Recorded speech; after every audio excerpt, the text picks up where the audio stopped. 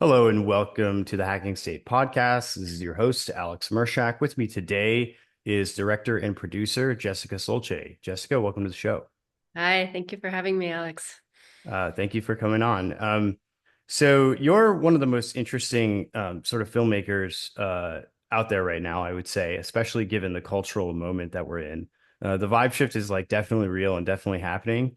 And the work that you've been doing over the last decade or so is really starting to seem very prescient in terms of its like cultural positioning.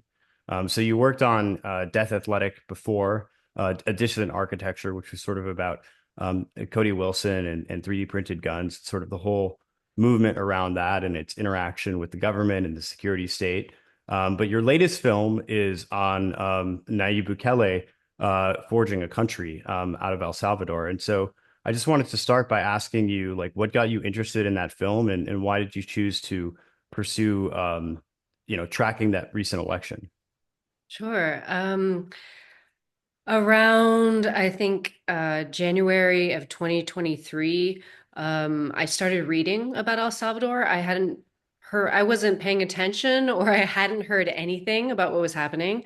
Mm, And of course, some of the headlines that caught my attention was authoritarian, dictator, all these things that I started seeing in the Western media. And I was like, oh, he sounds interesting. I should read about him. So I immediately started reading and kind of doubting the transcript that was being handed to me. And out of pure just, synchronicity, in April of that year before Death Athletic came out, I went to a party and I met somebody who had been going back and forth between El Salvador and the United States. We had a great conversation. He was putting on an event with a friend, the first Palestra event in El Salvador. mm, And at that time, I didn't know about this. I was just kind of um, talking about El Salvador and how exciting it was and how a documentary would be pretty cool. And then a few months later, I got invited to show Death Athletic at the first Palestra event. So it was kind of like a secret first screening.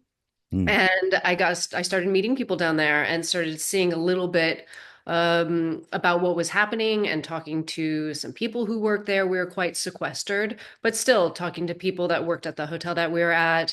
And it just became more and more interesting. So less than a year later, January 2024, I start seeing this as something that could be real.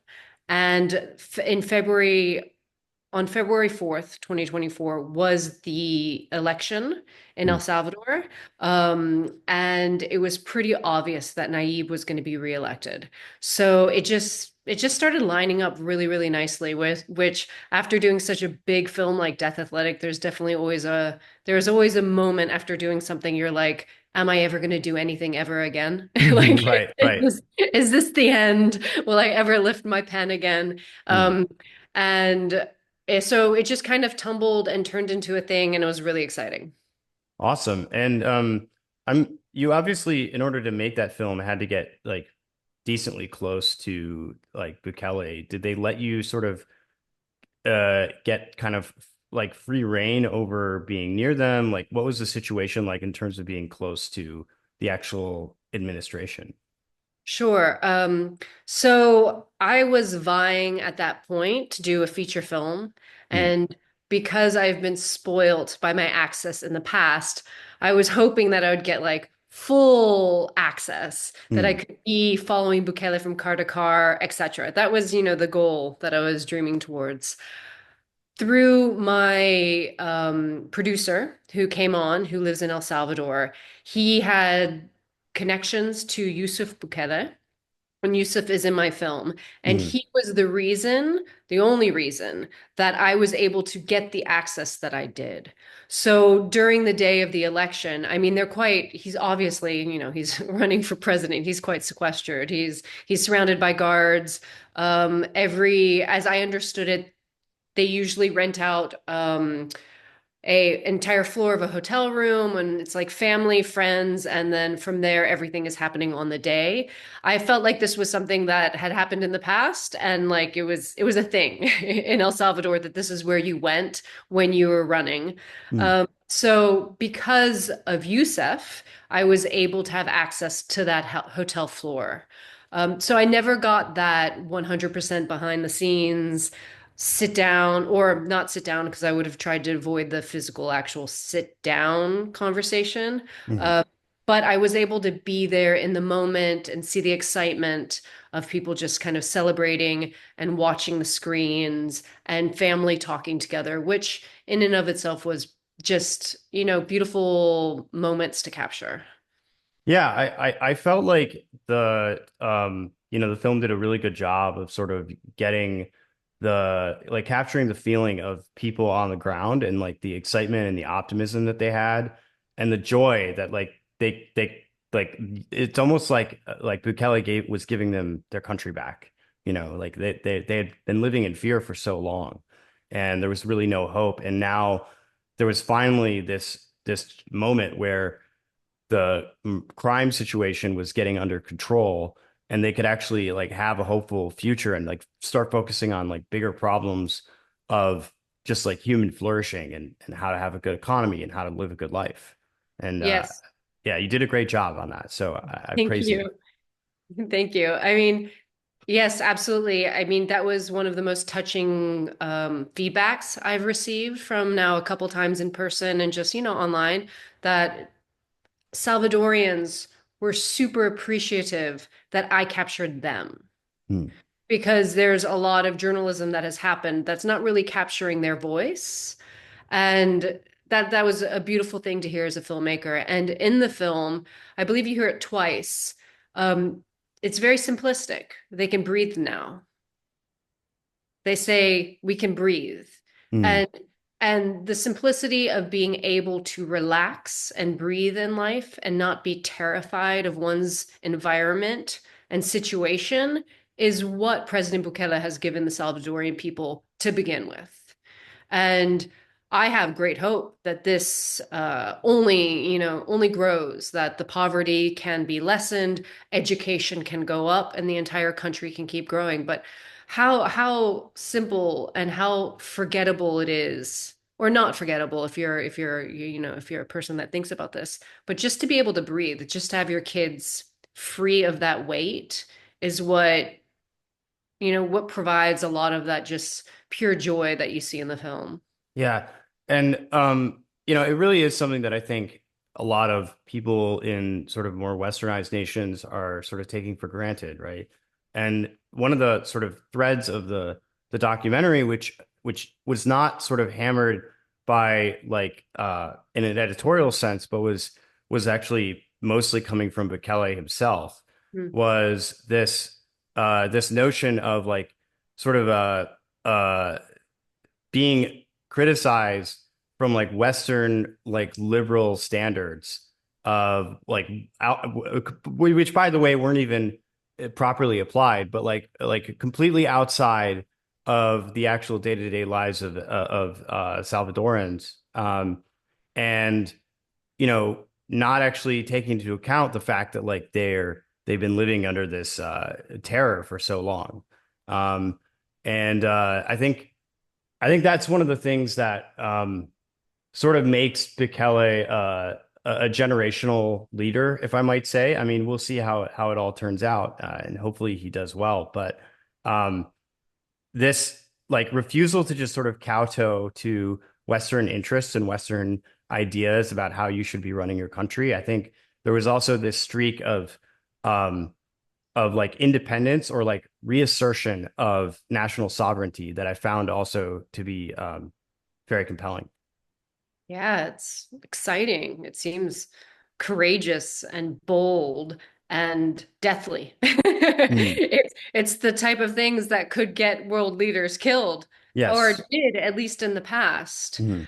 Um, it's, he makes some incredible points. And because it is a short film, 30 minutes, like there can only be so much. Maybe Mm. one day I'll make a full feature. We'll see. But he makes solid points about just you can't you can't direct a country if you're directing it with a mindset of your own desires, right? From war, from the gangs, from everything, from the entire humanitarianism that must be, compelled and given to criminals. It doesn't work in El Salvador. Mm, And dare I say, it probably doesn't work anywhere. right. But El Salvador and continues to be an amazing testing place Yeah. and demonstration about how caustic some of these ideas are becoming in other parts of the world. Um, yeah, he's very bold and very well spoken. And the combination of a strong leader who can be very well spoken is not something that we should forget. Yeah.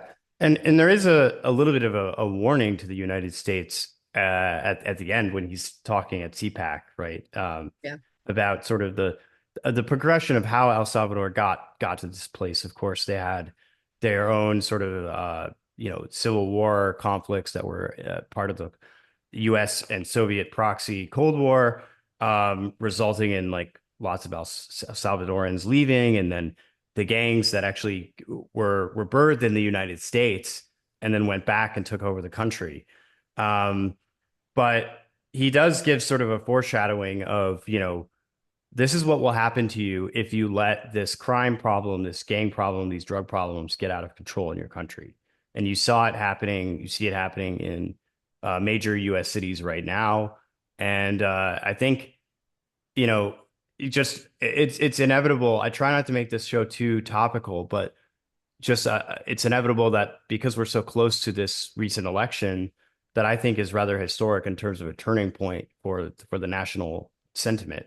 Um, it seems like the U.S. for now has decided that it is time to sort of step back on some of those radical policies and begin actually reinforcing some sense of order and civility again, which is hopeful. Yes, and it's just interesting that the current governments that are really in the news, depending on what side you are, it's positive or negative, Hmm. they're really looking at the government structure and being ready to reorganize. Yeah. And if you're not a person that says you have to dismantle, this is the closest we might be able to get. Like, if we're not going to be able to dismantle an entire government and rebuild, then the prospect that somebody can come in, El Salvador or Argentina Hmm. or the United States, and just start dismantling the broken systems, or at least a minimum amount to demonstrate the utility of it and the positive nature of it, is immense. Like, if that can get done, that has so much, downstream potential. It's interesting, exciting. Yeah. Well, it's funny that you mentioned Argentina because I was actually thinking I was in Buenos Aires in January and February of earlier this year because of Malay. I wanted to see what was going on down there. And it was cool. It was very hopeful. So um I am wondering, given your sort of like the kinds of films that you've decided to make, both Death Athletic as well as Forging a Country, um, like where do you come from? Are you sort of ideological about it, or is your personal stance more artistic in that you're looking for the most novel, interesting, uh, movements and ideas that are going on at the moment? It's definitely a mix of both. Hmm. Um, of course, I want to capture something that's interesting and great storyline and interesting character. I mean, of course, I want to find that as well because nothing will take off. You can't entertain.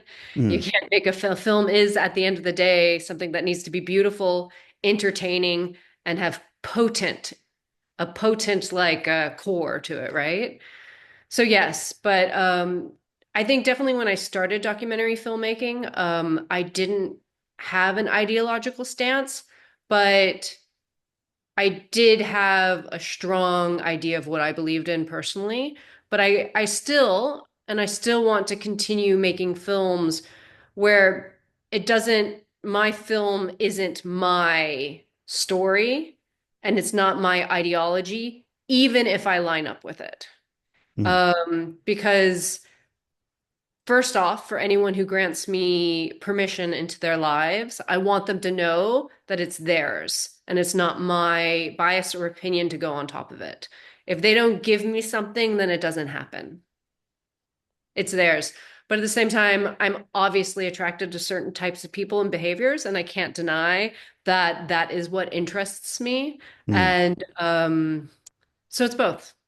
It's a little bit of Okay. both. Okay.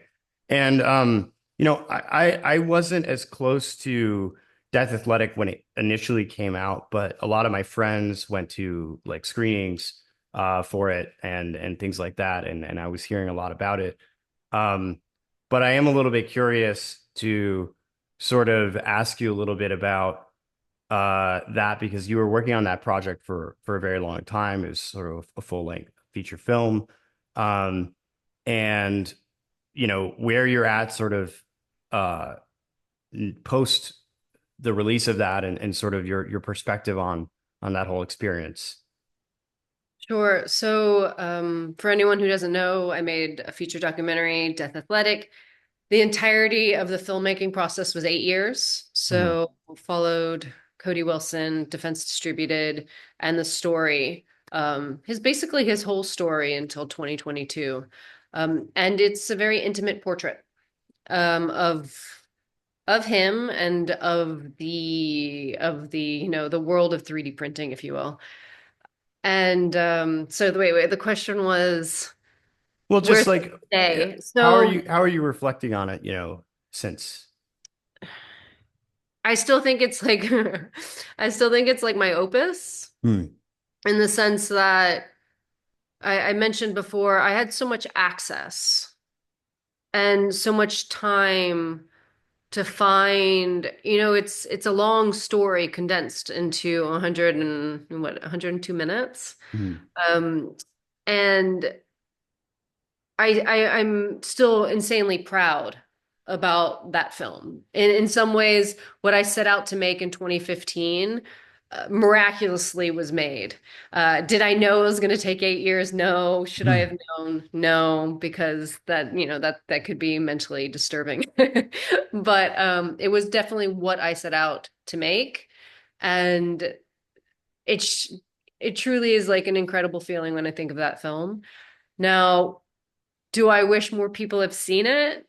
Do I wish that sometimes it could have gone onto a streaming platform, which that was like an impossibility.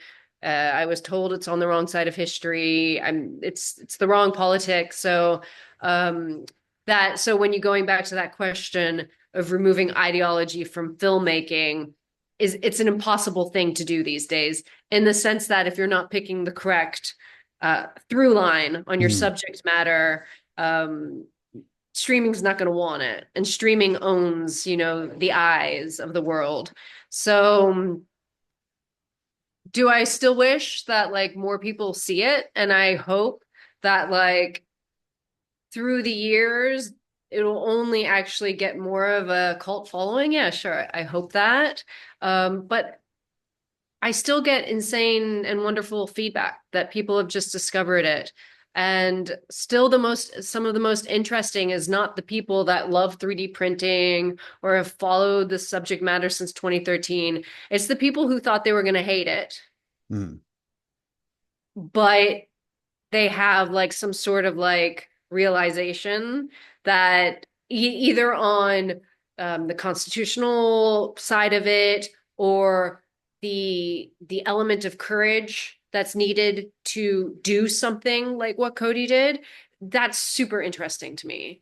And there's obviously a theme of that in my work, from my first film, No Control, Death Athletic, and even Forging Country, having people watch my work and learn something about not only the subject, but something about how they need to think about things, which if I can do that for the rest of my life, that'd be so exciting because I feel like every time I have made these films and I've like studied the subject matter or what's happening, it's not, they have to become a little bit of a, well, no, they have to become a major obsession of mine or it's not interesting. But in that obsession, I probably have my mind changed a few times Mm, and I get tested. And if I can bring that into the film, that's a great motivational factor and like how exciting. mm. So, So when you pick a subject, you know that it's compelling. It's compelling enough to be obsessive, but you haven't actually landed on how you feel about it yet. yeah, I mean, sure, because you don't know what you're going to find along the way. Mm, So, what if I said yes to going down and film? Oh, I said yes to going down and mm, filming Bukele, mm, but then I hit the streets and I'm getting a completely different story. I'm seeing something completely different. I don't have any control over that. So right. definitely when I went down there, I was like, this is exciting. I see the polling numbers, they're hitting the 90%. People seem to be loving this, but I don't have control of what I actually end up documenting. So, in essence, no, I don't. I can only write the story so much until the film the camera goes on and I'm actually in place to Mm, film it. But I definitely, I would definitely have an idea going in so far for everything that I have an idea of what is going to be captured for sure. okay. And like this show is about political technology. That's kind of my focus. And I've interviewed a number of other uh, filmmakers before. And it's always interesting because I think people don't think about film as a political technology, but obviously, it is. From the very like earliest days of like Hollywood, film was sort of thought of as a very good medium, almost like propagandistically. And I Oh don't yeah. think you necessarily need to be doing propaganda, or at least propaganda in sort of the negative sense, in order to actually like have an effect on, socio-political ideas, movements, outcomes, etc. Sure. So, but I'm wondering, you mentioned earlier that like there is this problem where the streaming platforms expect you to have a certain position on the content that you're making, and if you're misaligned with that position, then you just don't get on. Um, and I think to some extent that's unavoidable, but it also seems to me like the topics that fascinate you the most always seem to have this sort of deep political implication to them. Yeah, so far, so far, absolutely. And if I can make another one, it's definitely going to also have a deep political center to it. I guess that's what really does excite me. At this point in my life, I Hmm. don't imagine myself doing something else. Who knows? Maybe I'll be taken by another story. Hmm. Um, I think because it's so prescient and important. And I was gonna feedback on something else that you just said, but I'm sorry. I'm hearing all these weed whackers and they're driving me crazy. Oh Do you no. hear them? I hope you don't hear them. Um, yeah, I going back to like the propaganda thing that you were talking about, Hmm. a war on film was such a propaganda machine. Oftentimes, the filmmakers and the scripters were, I think mostly like all the films, they always had government officials, employees, military, basically structuring and restructuring the wording, how things were going to be seen, etc. Hmm. There's always been a massive interplay on the propaganda. And I used to think the word propaganda was only a negative thing.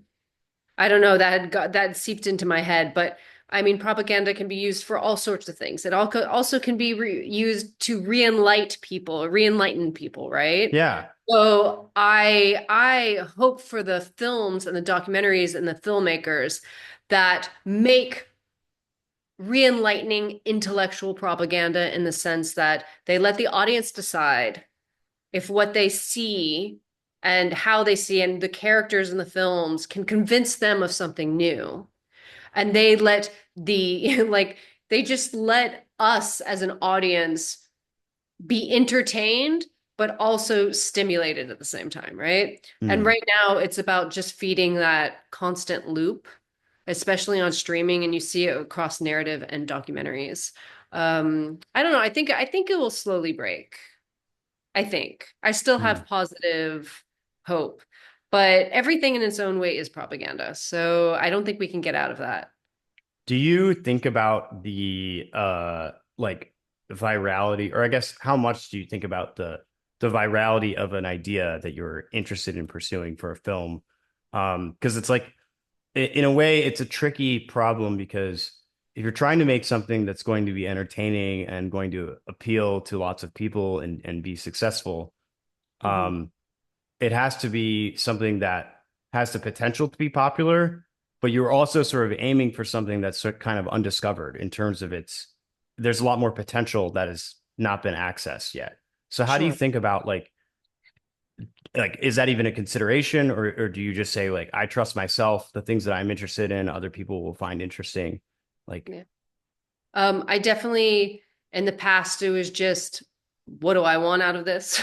mm, What's my obsession? Am I going to be willing to like do this over a period of time? And I am pretty impetuous. And if my impetuousness took me there, that's pretty mm, much what in the past. But always in the background, I'm pretty sure I always unconsciously understood or hoped that my massive curiosity means that it can reflect on like and be similar for other people. Definitely because my previous films, including Forging Country, which I said I would never do, and I still did it again, they were all self-funded mm, at minimum at the beginning. Luckily, in for Death Athletic in 2021, 22, I got executive producers to sign on, which was huge because there was a moment where I didn't know if I was going to be able to finish the film. And then Forging Country happened, and kind of the same process happened again. But now that I know that I have to have funding before I begin again, not only because it's a massive strain yeah, to self-fund this, but also to build a bigger world for the film and um, and to raise quality. mm, I think I've worked with great people and great editors, and we've worked really hard at keeping quality high, but I can always see that there's so much further to go. So now that I'm going towards a third feature film, and I know I have to, seduce people to give me to sign on. I part of that seduction is to pitch the virality of the film. mm, Because even though you can say documentaries don't make money, and they usually don't, they still want the hope of that. And I do too. I mean, boy, would I like to actually make money on what I do. Yeah, that would actually be quite nice. yes, But I guess I'm crazy enough to continue this anyways. mm, Um, but yes, so that has become a more significant uh, part of what I go towards next. mm. Well, and especially like as a just a note on the quality thing, like I would say um, as a sort of like layman viewer, I don't really notice any difference in quality between this and sort of like higher production value films.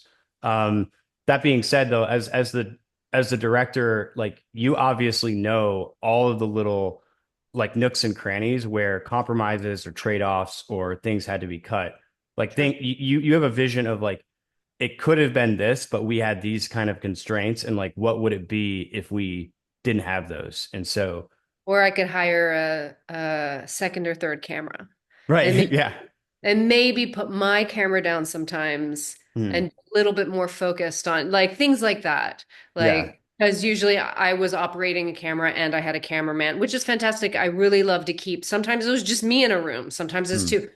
Totally amazing. I actually don't want to break that, but maybe sometimes having a third person, this would just the variety of what could be captured could become even more interesting and more just a little bit juicier. Yeah. Well, I'd love to see what you get once you have full funding behind you. 'Cause I think it'd be pretty amazing.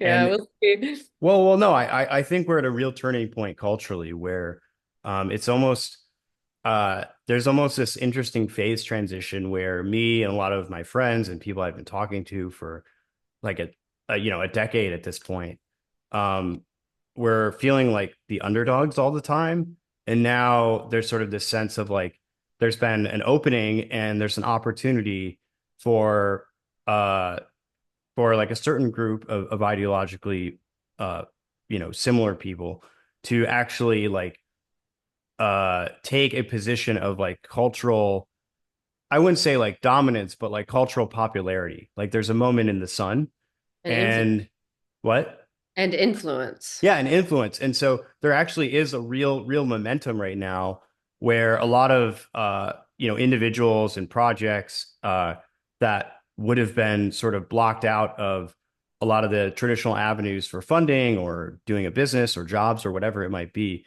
actually have an opportunity to then take a mainstream sort of more mainstream position in terms of their uh, institutional recognition, For sure. which And might be one, good.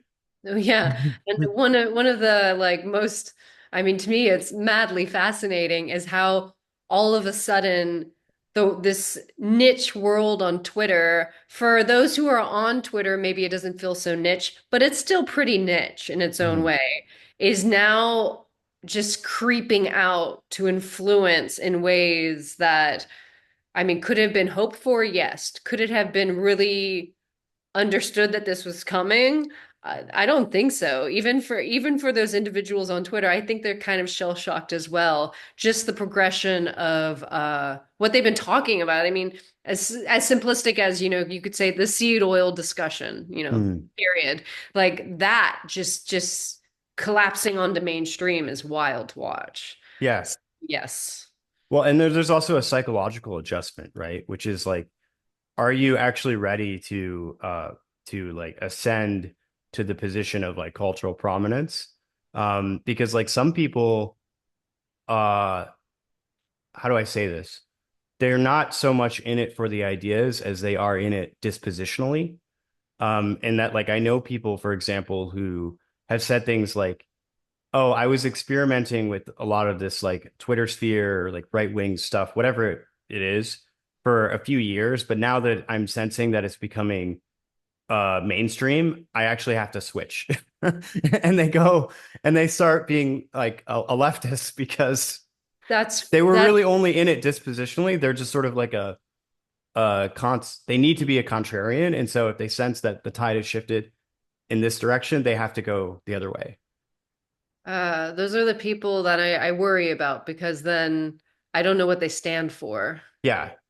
Well, Yeah. they don't really the gist of it is that they don't actually stand for anything. They just sort of Anything. have a they have an orientation towards the world and they want to maintain that uh that Contrarianism. yeah, they want to attain maintain that adversarial relationship. And so they're Yeah. just going to move to do that. But you got to watch out for those ones. Fare thee well. Yeah, Um good luck. So you mentioned the streaming platforms. I don't know how much of the sort of mea culpa from like big tech, big corporations is going to last. I mean, we'll see. They seem to be getting the message right now that like Trump and Elon are taking over, and so they better get with the program. Um, and we'll see how much that actually means. It may just turn out to be business as usual.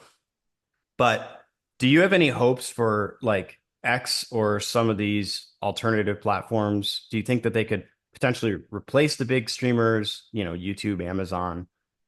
What's your thoughts on that? It's amazing how much YouTube just like holds it down in regards to video content. It's kind of wild. Um, because I actually am rarely on YouTube because the aesthetics of it drives me nuts. Like I Hmm. can't I can't be on it for too long. Oh, it's so funny. I went back on Facebook again. I haven't been on it. Well, I hadn't been on it for like whatever, for decades. And then for Death Athletic, I was like, okay, it's time to try to hit all the crowds. I got kicked off within 24 hours Right. when I posted my trailer. Like, I mean, it was like literally like 11 hours later, they Mhm. took it down, right? And I was like, okay, I'm gone again. So I tried again.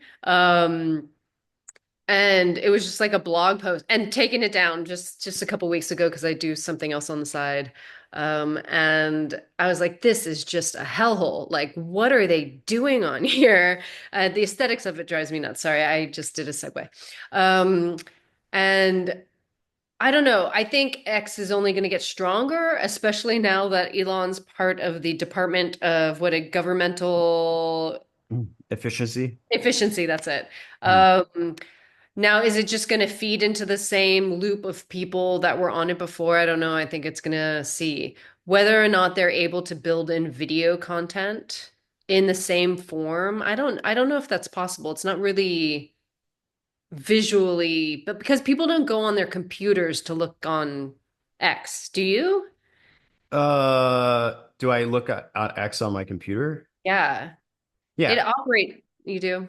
Well, I use web, but I mean I post like all my shows on X. I mean I don't know. I agree with you that like the interface and the experience of like, oh, I'm gonna stop in the middle of my like super crowded timeline full of words and then Yes. like expand this video and And keep it full watch. screen. Like, I don't know, it seems weird.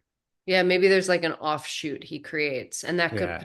that's still LinkedIn, but I don't know, maybe that could potentially work. I I mean, we do watch have a lot of Tucker stuff on X. on. Yeah, I guess he's owning it. But again, that's more like a word show. Mhm. I think That's true. you don't have to be visually glued to it. You can Mhm. check in sometimes, you can check out, but like it's like just a Yeah. podcast in some ways, informational podcast. So definitely on Twitter, like small vibe videos are those work Yeah. extraordinarily You want to do well. like base edits? Yes, exactly. That's where you can kill it. Yeah. So I don't know. I mean, Rumble, those alternative platforms, it seems like they're doing well, but are they like fully competing with YouTube? No. Yeah, I think that's unfortunate. Like I go back and forth between like, oh, I should just stop investing in YouTube entirely and like, oh, I might as well try to make YouTube a thing because I don't trust Google or YouTube at all. Like I have zero trust, and they have forcibly taken down one of my interviews. But at the same time, I'm kind of like, well, where else are you gonna go? Like, Sure. there's nowhere else to get the views. But I'm hoping that Twitter, Elon figures out all the X video monetization stuff. I heard that they're trying to do monetization for video creators, so we'll see how that goes. That's interesting. Maybe Elon just has to buy YouTube. Yeah, maybe, Wait, who maybe. owns YouTube? I don't think I know this. Alphabet, yeah, it's owned by Google. It's owned by Google. Okay, they're Yeah, not going to sell it to him. yeah. But Um, I mean, yeah, they could do it with like a subdomain. It would be interesting to see. So you you finished you finished Forging a Country, and you said that maybe it will turn, maybe they'll end up being a full length film on it in the future. We'll see about that. yeah. But I'm curious as to like what ideas, what things are you looking at doing now? Maybe you're already working on something that we don't really know about. Um, I'm obsessing over something now. I kind of don't want to speak on it because I don't know if it's gonna. I'm not in a place where it's actually gonna hmm, uh, happen. But I hope that I can start a new project in the next 6 months. I mean, if I got money, I would start it today. hmm, But there's a window of time that I still have to capture it, and then this will actually probably be a 4-year project. I okay, actually have so a sense of timing once yeah. this starts. Like maybe beginning to endish, like endish meaning like it goes out, possibly around a 4-year project, Hmm, which is okay. I obviously like these more in-depth and complete storylines.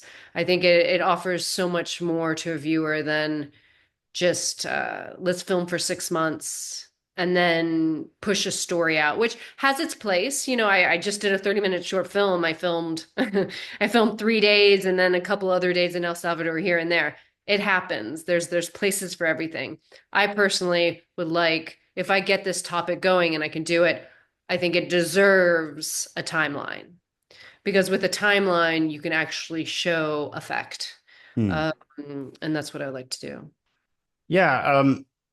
If you don't mind, like I wanted to ask you a little bit about the notion of like filming over many years because you spent like you said 8 years on Death Athletic and you're talking about a 4-year time horizon for your next project.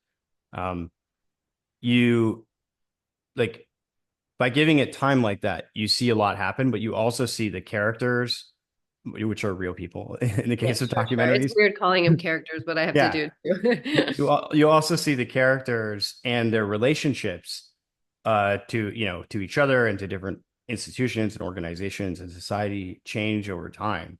Mhm. Um, and I guess I never thought about that. Like as opposed to like a pre-structured film that's like fictional where you have this narrative and you sort of like film it in like a year or two and everything is already laid out. If you're giving it this extended time period, there's actually all kinds of stuff that's going to happen that you don't even know. Mhm. Um, and I think that makes it like much more rich probably at the end. I 100%. I think so too. I mean, a lot of the things in Death Athletic, I wouldn't have ever wanted to know would have happened. Mm, So, but at the same time, as a story, as a character study, as an piece of entertainment, it definitely lifts all those values as a film, right? mhm, Uh, yeah. So extending that as well, and if a filmmaker can get the access points other than just sit down in front of some lights with the background, which I've never done backgrounds, but like I've utilized sit downs in the past. And as I continue um, making films, I only want to get further and further and further away from ever having anyone sit down for me. I find it far more exciting, far more. I feel like people also fall into their natural rhythms when they're not locked into a seat and a space. mm. Um, and it brings something more human to the quality on film.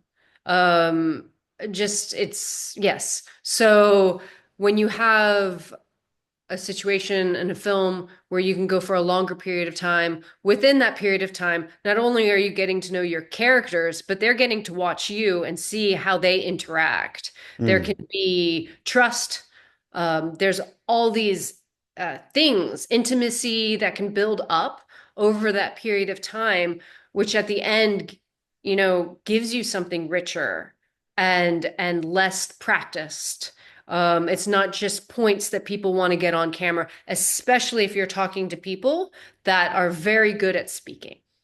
Oh, right. Because they don't let the mask drop Yeah, until they they're don't until time kind of forces a casualness that allows a person to think and then something else happens. Like I've had the happy moments where I've been able to teach a few people or just help a few people. And one thing that I always find that happens a lot is documentarians ask questions. Mhm. They insert themselves in that question. And then once a person stops the sentence, they start speaking again. And you are not allowing your subject to think, only reply. And so, oftentimes, even in podcasts, I'm sure if you let a moment sit and you're not as eager to make a point, oftentimes very interesting things come out next because a person finishes answering the question, but they're thinking about multiple things while they're answering that very simple question, and then something else happens. And so when you get out of that sit down atmosphere and you're allowed to be in someone's home 30 minutes before they go to bed Mm. or whatever it is, other things happen. So I hope I can only only do and be in those situations. And that doesn't mean like every single time. But if you get in a whole space of a film, if you get two or three moments like that, that is rich. And so I guess I wanted to ask you about that dynamic of sort of like stage um interactions versus sort of these more like candid kind of organic moments. Mm. Um, do you think the the comfortability or like the casualness, does that come out of a like a kind of like forgetfulness of being observed? Because like the in the case of the film, the cameras are still rolling. Um, or is it more just the frame of like you're sitting down across from me where we're going to be on two couches, there's going to be a light over here and a camera here, and we're going to do this for 30 minutes, like uh because yeah, I'm just wondering like how you think about that, because podcasts are always very staged, and one of the things that I'm very envious of people who either have their own home studios or have very good access to studio space is like the if you're in a city like San Francisco or New York, um, you have the opportunity to sit down with a lot of your guests in person, and even that change of scenery gives you a kind of ease of conversation and a kind of flow that you don't get over something like a Zoom call. Um, so yeah, so I guess I'm kind of rambling at this point, but I'm just wondering, like, is it the lack of like, is it a forgetting about observation, or do you think it's more about like the frame of the conversation? I think it all plays, to be honest. Mm, Situation, how much equipment is in a room, how well two people know each other. I think for a lot of films, it's possible that you're like, oh, we'll meet you at 2 o'clock. It'll take an hour and a half to set up. We're going to get you on camera for 45 minutes. Everyone's going to meet for the first time. Then you're out the door. Um, that's a that's definitely sometimes what needs to happen. mm, It's I'm not judging that. Like you're gonna if you want to talk to somebody in the government, they're not gonna let you follow them around for 3 weeks and then, you know, shoot the shit a few times during those three. That's just probably not gonna happen. So there's a place for that, but in the terms of like getting that like human familiarity, something a little bit more rich, um, I definitely think it's the energy between the interviewer, the filmmaker, and the person. mm, As we know, sometimes you meet people and it just doesn't click. So you have that element to it, which is just totally human. Then you have the element of what the setup is, what the environment is, if how everyone's feeling. And then you have the element of how much you know and trust the person that you're with. Because obviously, when you're getting somebody on film, like, I mean, it's amazing that people even say yes. Sometimes I'm just like, in general, it's just amazing people say yes to being on documentaries. Maybe that goes to show that so many people want to be seen, which is fine. But sometimes I'm just amazed that people will put so much of themselves out there. And thankfully, because then we wouldn't be able to make documentaries. So I don't know. So there's I think there's tons of factors that go into it, but definitely having a trusting relationship, the characters understand what you are trying to make and don't think that you're going to make a hit piece or change their words or stuff like that. That's a huge part of it. Um, and then being able how you ease in, but the energy between the filmmaker and the person they're sitting with mm, definitely changes the timbre of what is captured. mm. And how do you think about access? Do you ask for access up front? Do you start making what you're going to make first and then go for access? Is that like a relationship that's built over time? I'm sure it varies to some extent. So far I've had an idea, a person in mind.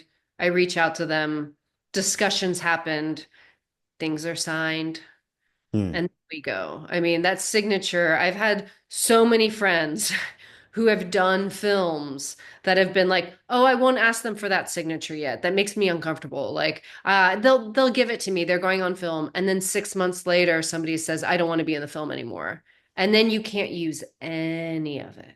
Hmm. So there is a business part of it too, where you have to like you have to protect what you're about to, because it's not only a person going, your character jumping in your film. You as a filmmaker are putting a lot towards that too, and you can lose everything if you don't kind of like stick to the rules of contracts. Yeah. Uh, so there's a mix, of course, in Forging Country. When you see me talking to some of the Nuevas Ideas people, those are in the moment, Hmm. but always with the main characters, it's established. And then, the pickup stuff, the natural stuff, the things that happen in the moment. You're not signing things beforehand. You just literally ask on camera, can I film you? Will you be in the documentary? And you get that feedback and then you go. So there's a mix. But your main characters, my main characters it's always been discussed beforehand. I don't see any other way to do it, actually. Hmm. And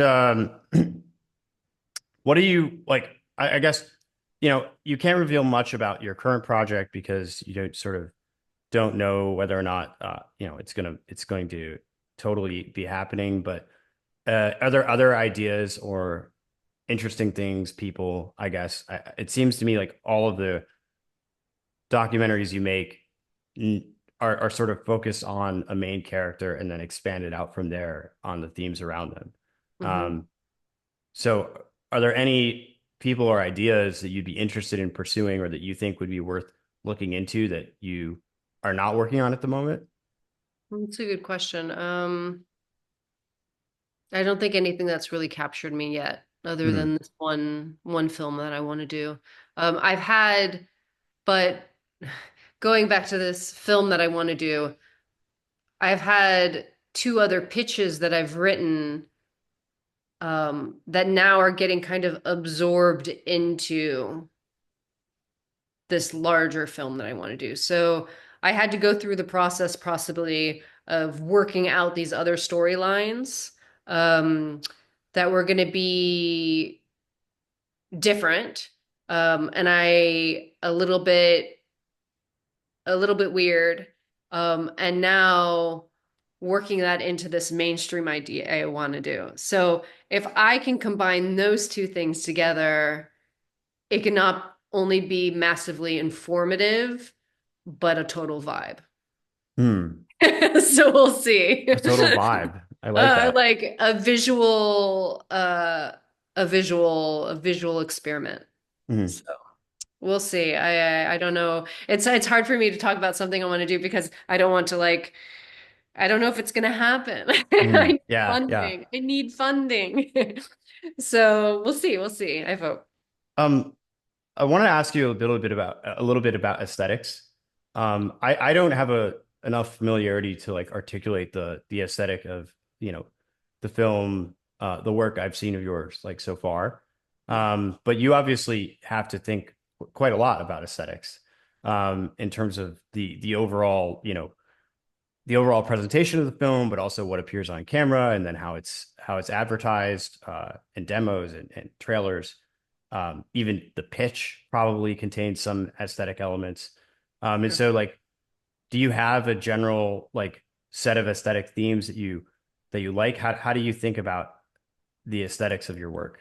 I think the story tells where it needs to go. So again, it's about accelerating the ideas of the main characters, Mhm. uh, and demonstrating those rather than pushing something on top. So, Death Athletic is highly driven by music. I think we ended up with 63 songs in there. It is the pace, everything is kind of built on the pace of what's happening, of what Cody's talking about, the themes of it. So I can't say that I'll have Hmm. Because now in this future one, I am gonna start developing an idea before going in. But still, the film, once I have things like in the can, that's really gonna tell me whether or not which way I can actually go with it. Hmm. But like anything, you have to build these ideas so that if you see something while you're on, you're ready to actually capture it. Like you have to be ready to move. Like the cameras have to go fast or things disappear really fast. Um, for the aesthetics are developed along the way. I think for me and the films, music is a massive drive. The uses of the montages, I have an incredible editor that I work with.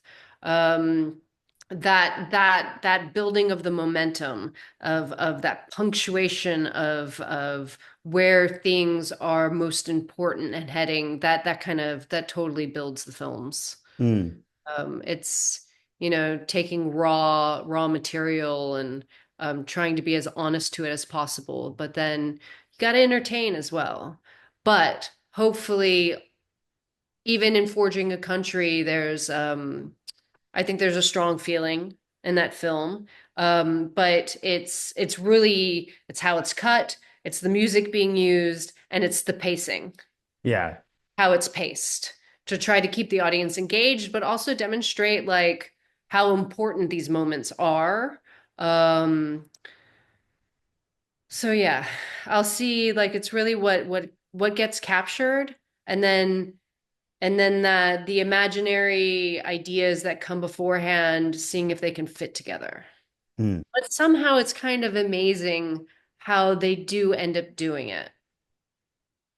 Like if you have a real strong sense of who your character is or what they're going to be giving to you, I have found so far that there is an alignment with what I am hoping to create or what I can foresee. So I don't know if that helps. I don't know if that answers the question. Hmm. So I guess what I'm hearing is you said the the tempo and kind of the mood comes out of the beats of the character and the time that you're following them and the events that are happening around them. Mhm. Um, and so I guess yeah, if you understand your character well enough, then you have this individual that's got like a complex of ideas and sentiments and an orientation, and the aesthetic that comes out of that is sort of tracing the shape of the person that you are centering the film around. Better, well said. That, That that's was what it sounds like to me. yeah, I mean they are they are the timeline. So obviously if you have characters that don't deliver well, can't like there is a part of that entertainment aspect of it that hmm, it doesn't work as well because to build onto something that's flat is going to be flat no matter what because it always returns to what is the main through line. Um, so yeah, you always do have to find characters that are interesting to build upon. are there what other filmmakers were big influences on you? I never, ever, ever thought I was going to make a documentary until I started making documentaries. Hmm. So I was only watching, Wong Kar-wai and old French New Wave and all these other films. And so when I started making documentaries, I'd basically not, I know I'd watched some documentaries, but Yeah. it was not really registered.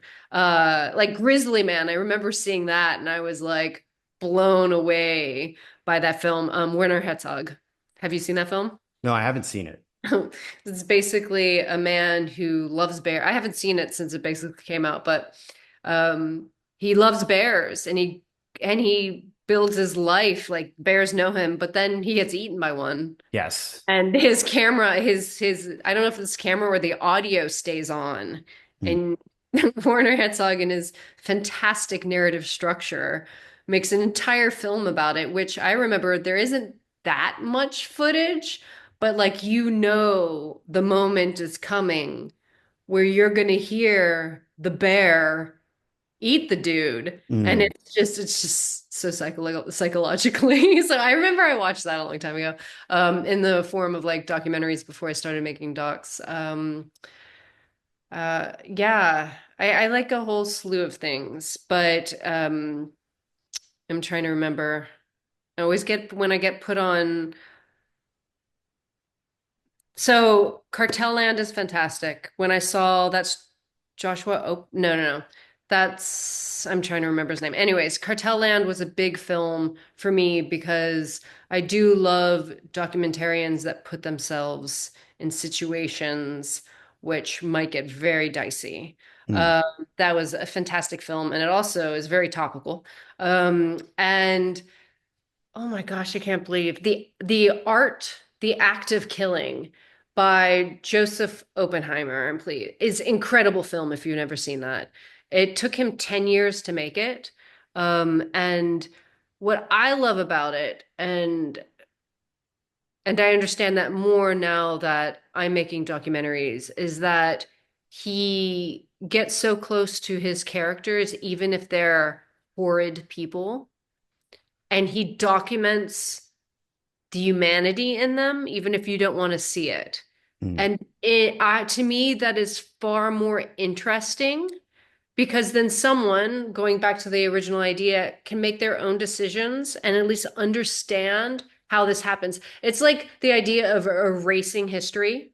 It's going to repeat itself. If you erase people that have made horrible decisions and don't try to understand them, Mm. then it has that same repetitive quality to it. Um, so there's been films along the way once I started making docs that like deeply moved me. And then I did a little like catch up, like watching. Mm. Um, but I must say when I make something, I'm not taking cues from anything that I've watched. I just really try to be as present as possible and get the people that I'm with to be there with me. Um, and then that informs every trajectory from that moment on and where the film goes. Um, yeah, and I definitely don't put myself in the film. Yeah. Well, I don't Werner Herzog it at all. But Right, right. You're not that's like extreme. breaking the That's fourth wall and yeah, telling the audience what to think. yeah. Yeah, well, this has been a wonderful interview. Jessica, thank you for doing this. Thank you. I'm actually surprised that we haven't really interacted before, but I heard about Death Athletic some time ago, and then I saw Forging a Country, and had to speak with you. So Thank I you for really, reaching out. yeah, and I really appreciate you taking the time to do this. My last question is like, where can people find your work? Where can people help fund your next venture? Mhm. Encodeproductions.com or jessicasolce.com all goes to the same place. And that has links. You can buy with Bitcoin, you can buy with fiat. You can also reach out if anyone wants to fund Yeah. next film. Please, I need you. Mm. Bitcoin whale, come on down. Yes, so everything Encode Productions. And then on Twitter, it's just my name. Awesome. Jessica Solce, thank you for coming on High Kick State. Thank you. Bye. Bye. Stop this.